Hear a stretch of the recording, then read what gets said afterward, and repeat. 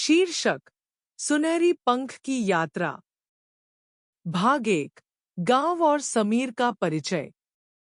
ऊंचे पहाड़ों और घने जंगलों के बीच बसा एक छोटा सा गांव, आनंदपुर। गांव का नाम भले ही आनंदपुर था, लेकिन वहां के लोग सुख शांति से बहुत दूर थे। हर किसी की एक ही ख्वाहिश थी: ज्यादा धन, ज्यादा नाम और ज्यादा शक्ति। गांव में समीर नाम का एक लड़का अपनी बूढ़ी दादी के साथ रहता था।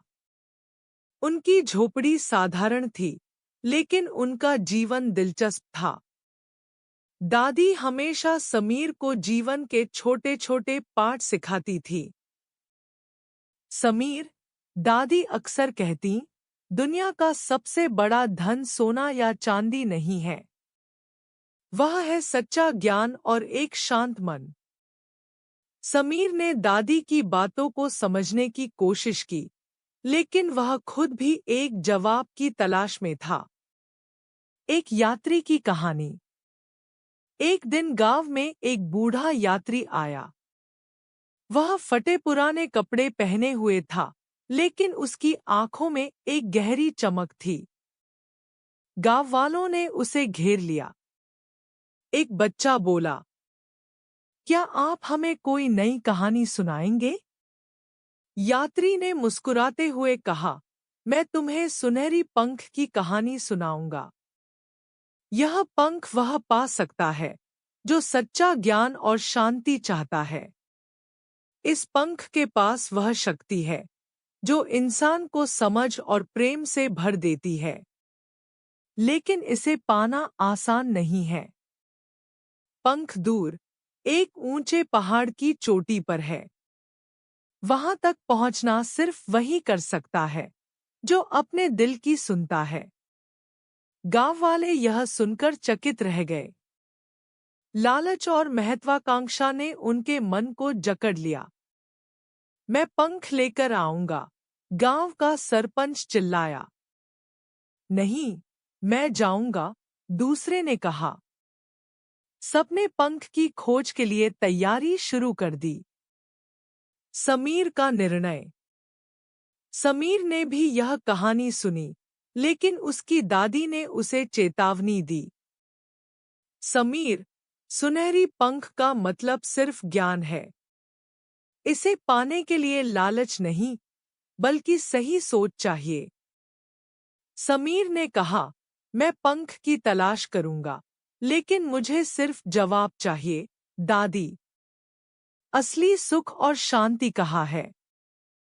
समीर ने अपनी छोटी सी पोटली बांधी और निकल पड़ा। घना जंगल उसकी पहली चुनौती थी।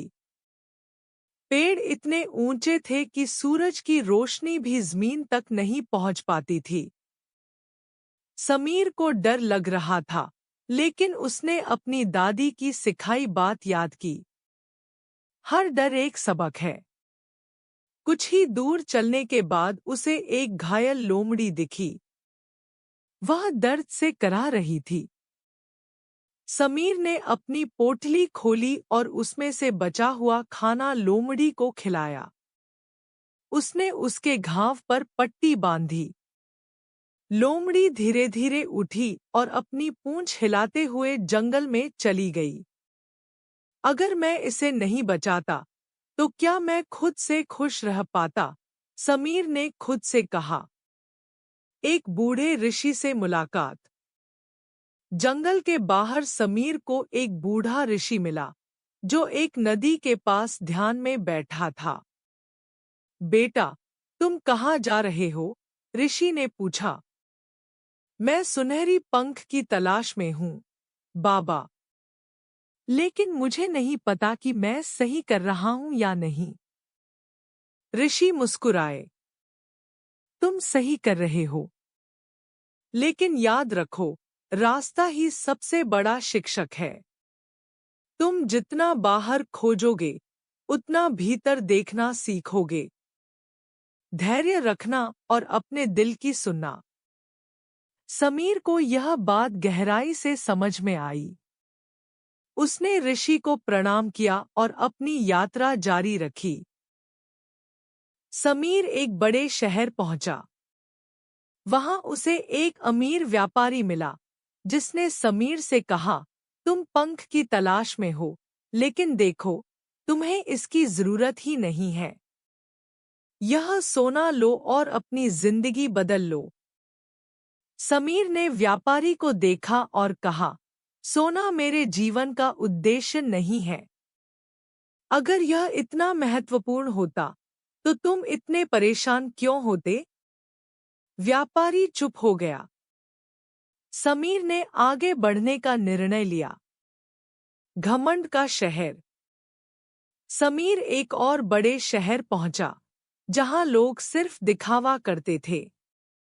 हर जगह चमचमाती इमारतें थीं, और लोग खुद को दूसरों से श्रेष्ठ दिखाने में लगे थे। समीर को कुछ देर वहां रुकने का मन हुआ, लेकिन उसने महसूस किया कि यह खुशी अस्थायी है। सुनहरी पंख तक का सफर। समीर अब उस ऊंचे पहाड़ के करीब था। चढ़ाई कठिन थी। उसे ठंडी हवा, थकावट और भूख ने घेर लिया। शायद मैं इसे नहीं कर पाऊंगा, उसने सोचा। लेकिन तभी उसे लोमड़ी याद आई, जिसकी उसने मदद की थी। उसने दादी की बात याद की। आखिरकार वह चोटी तक पहुंच गया। वहां उसने सुनहरी पंख देखा। पंख साधारण था, लेकिन उसमें एक अद्भुत चमक थी। जब समीर ने पंख को छुआ, तो उसे महसूस हुआ कि यह सिर्फ एक प्रतीक है। असली ज्ञान उसकी यात्रा में था, दयालुता, धैर्य और सादगी में। समीर गांव लौट आया। खाली हाथ देखकर गांव वाले उसे चिढ़ाने लगे।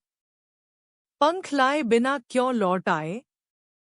समीर ने शांतिपूर्वक जवाब दिया, सुनहरी पंख बाहरी चीज नहीं है।